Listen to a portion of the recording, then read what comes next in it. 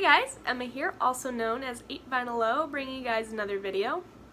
So you guys can still see I'm kind of in the half setup, half not setup section.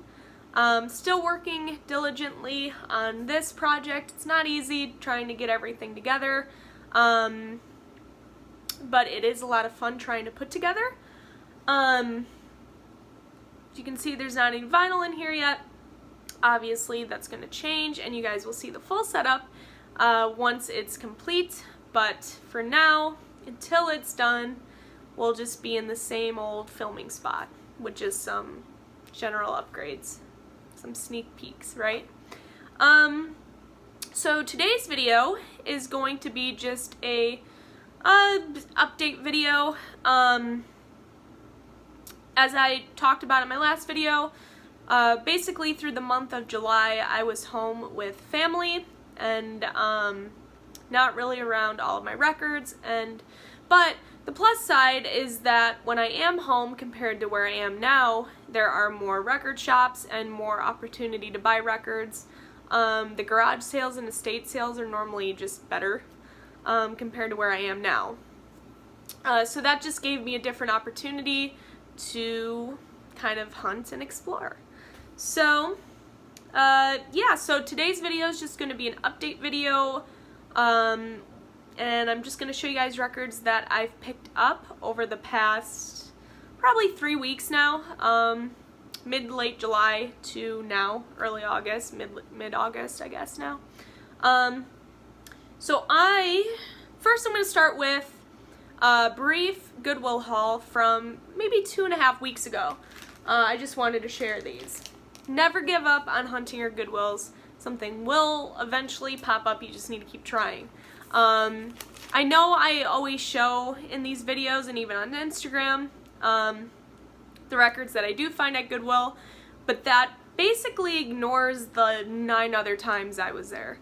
I do not have, you know, this great luck ever, but I do admit I have been lucky. But it really is, it just comes down to, you know, being there at the right time. Like, when those records come out from the back, when they're donated, and you never know when they're going to be donated. It's all, you know, a crapshoot. But when they roll the records out from the back, you're not the only person looking for records. There's a lot of people that go there trying to find records too. And so it comes down to who gets there first. And I mean, I've gotten there when they pull out a brand new box and it's amazing stuff, and I just grab that box, you know, just take this and go check out. And people that go there never know, or, you know, they never know that it's there. And then they get there and they're like, well, you know, there's nothing ever here. You never know, maybe there was something there. You just weren't there at the right time. And so there's so many different scenarios, and it really just comes down to keep checking, keep trying. Something will pop up eventually, and it feels really good. So, end rant. But this was one of those moments where finding something was really, really cool. It is a Billie Holiday Lady Sings the Blues album, but it is a Japanese pressing of it. I think it's a reissue from what I read about it. But it is on mono. It does have the obi strip, super cool. I've never seen a Japanese pressing at a thrift shop before. So this was very cool, and it was $1. You can't be 99 cents. Also grabbed in that small little haul here, and I normally wouldn't pick up this album, but I'll show you guys why I did. Here's Carlos Montoya, but it looks like it's signed. Now this was $1 too, and I'm not saying that this is signed, like I'm not someone that can authenticate it, you know, I have no idea. But what I do know is that when I compared this autograph online to other autographs of his, I mean, it looks, you know, it looks fairly identical. So, you never know, and obviously I'm not going to say that this is autographed, but if it is, super cool find. I've never gotten something signed from Goodwill before. So,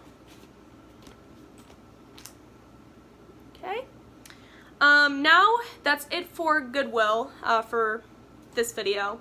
Now I'm just going to get into what I've picked up in general. I'm going to show you some estate sale finds and then just show you some regular record store finds.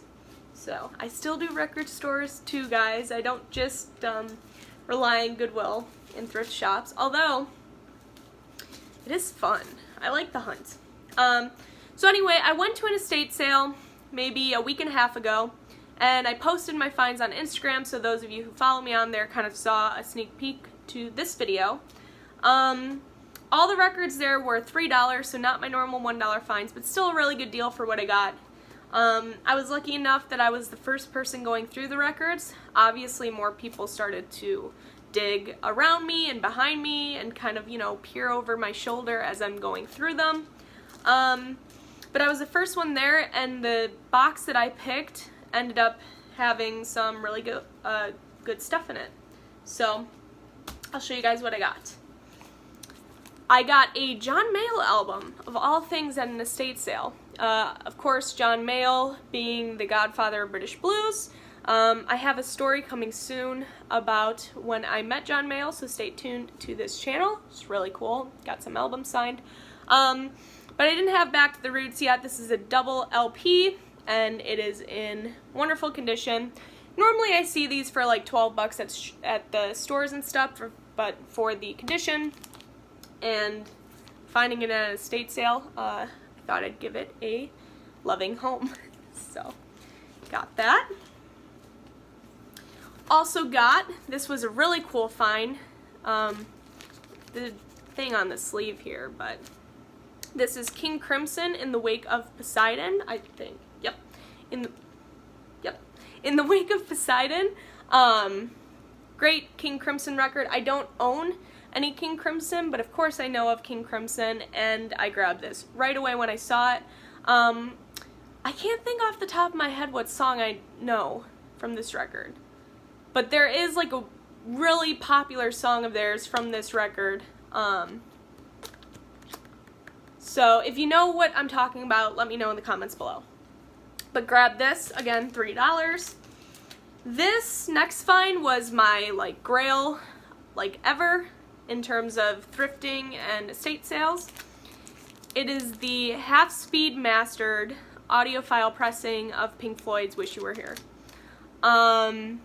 Yeah, this was a major grail. The bottom cover is a little bit stained, but otherwise it looks like the vinyl had never been played.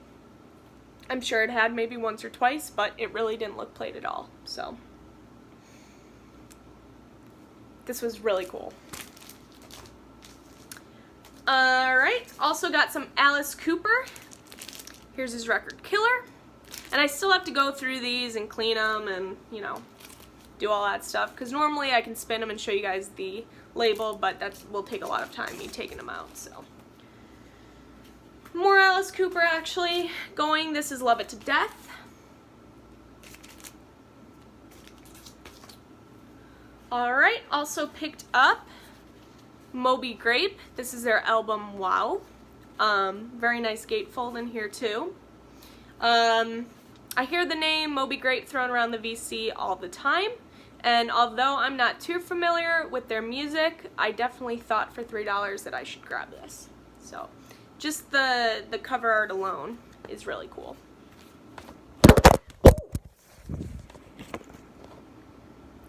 Anyway, also grabbed the 3-record set. This was the last grab from that estate sale of Woodstock, and how appropriate to have grabbed this. You know, I grabbed this 2 weeks ago, so a couple weeks before the 50th anniversary. Super cool, and very happy to have this. I do come across this often, but finally pulled the trigger and got that. Alright, so after that little glitch there, we'll move on to just my normal record store buys.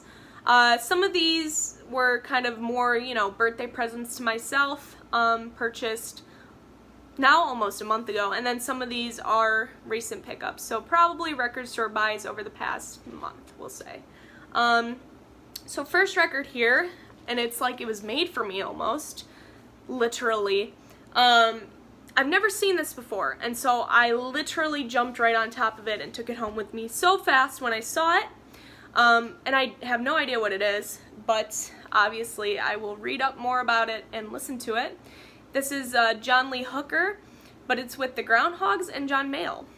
And those of you who know me know I love John Mayall, and I love the Groundhogs. Again, the Groundhogs being a British blues band, John Mayall being the godfather of British blues. Never seen this record, but it is dang cool. Come on, Light. So, yeah, perfect for me in my collection. Also grabbed a phenomenal live record, B.B. King, live at the Cook County Jail. This is a great record, and the song on it, I think it's like the second or third song on this live album, How Blue Can You Get? Wow, regular studio versions are good, but that live version of How Blue Can You Get is, from this record alone, is absolute killer. So if you haven't heard that, I recommend going to listen to it.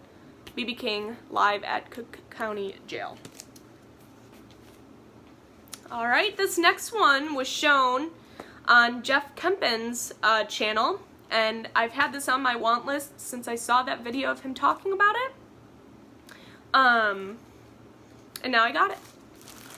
So here is Muddy Waters, folk singer, of course, just by the cover. But this one is the limited edition, original master tape recording, 200-gram vinyl. Let's see if I got all that right.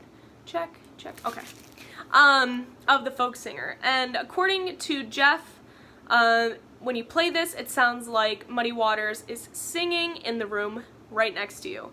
So I am so excited to give this a spin and a listen and have Muddy Waters sitting right next to me.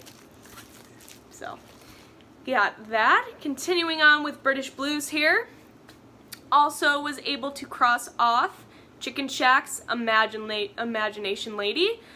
Chicken Shack is a very underrated, I was gonna say popular, but I follow British blues closely, so in the British blues world they're popular. If you don't really follow British blues, that genre really, you might not have even heard of Chicken Shack. But Chicken Shack is a great British blues band, and Imagination Lady, in my opinion, if I had to rank like the top 5 British blues records of all time, this might be on there. I really do think it would, and I might do a video like that because that sounds kind of fun. But just a phenomenal record that I have wanted for a while, and now it is mine.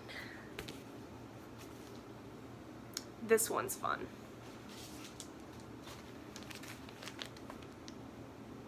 Need I say more? Of course, here is Taste. In my Chicagoland record show video, I showed that I picked up Taste's second album called On the Boards, which is probably my favorite out of the two, although they're both absolutely killer. There's not a bad song on any of them. I don't think Rory Gallagher puts out any bad at all. He doesn't even know what that word is. Like, he's best guitarist of all time. We'll see where the comments go with that one. But yeah, anyway, Taste on the Board, of course, with Rory Gallagher. No, this isn't on the boards. This is self-titled debut. Okay. Taste self-titled debut with Rory Gallagher. This is on the Atco label. This is clean and ready to go because I really wanted to listen to this when I got back. Great record. So, come on, Light. There we go. Okay, British blues continuing. Here's a really good one too. This is Dr. Feelgood's Malpractice. Absolute killer. If you have not heard Going Back Home and Back in the Night, they're both back-to-back on side 1.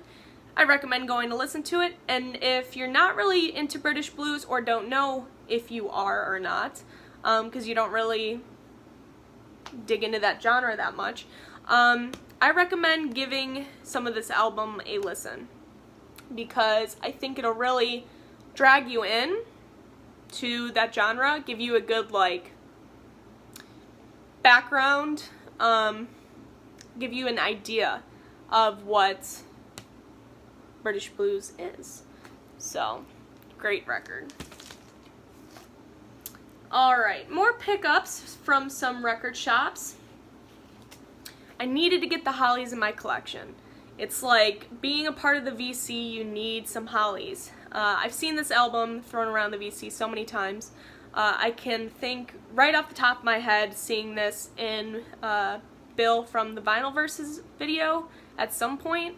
But this is the Hollies Evolution featuring their hit song Carrie Ann.